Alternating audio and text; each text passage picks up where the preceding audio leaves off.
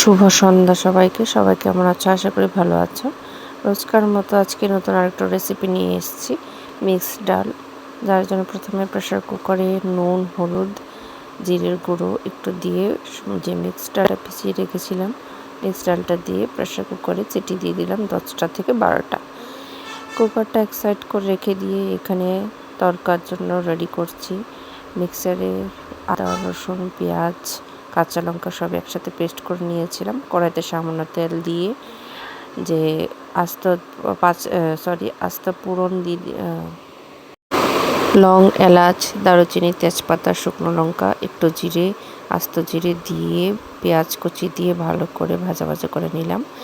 তার মধ্যে পেঁয়াজটা যখন ভাজা ভাজা হয়ে গেল তার মধ্যে টমেটো দিয়ে দিলাম। ওটা ভালো করে ফ্রাই করে কষিয়ে যখন তেল ছাড়বে তার মধ্যে যে গুঁড়ো মশলাগুলো যা যা থাকে সব দিয়ে দিলাম।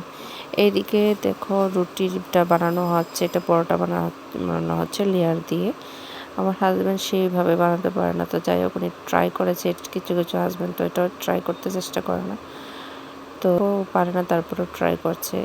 আমরা পারি না বলে বসে থাকলে হয় না, একটু মাঝে মধ্যে চেষ্টাও করতে হয়। এরকমভাবে অন্যের হাতের মাঝে মধ্যে আমাদেরও খেতে ইচ্ছে হয়। নিজের হাতের খেতে খেতে বোরিং লেগে যায়, মুখের টেস্টও ফিরিয়ে আনতে অন্যের হাতের মাঝে মধ্যে খেতে বেশ ভালোই লাগে। তো যাই হোক এখানে একটা একটা করে পরোটা ভালো করে সেঁকে নিচ্ছে, তোমরা সবাই দেখতে পাচ্ছ। হালকা একটু সামান্য ঘি দিয়েছে, ঘি দিয়ে এটাকে ফ্রাই করে নিয়েছে। ধন্যবাদ সবাইকে।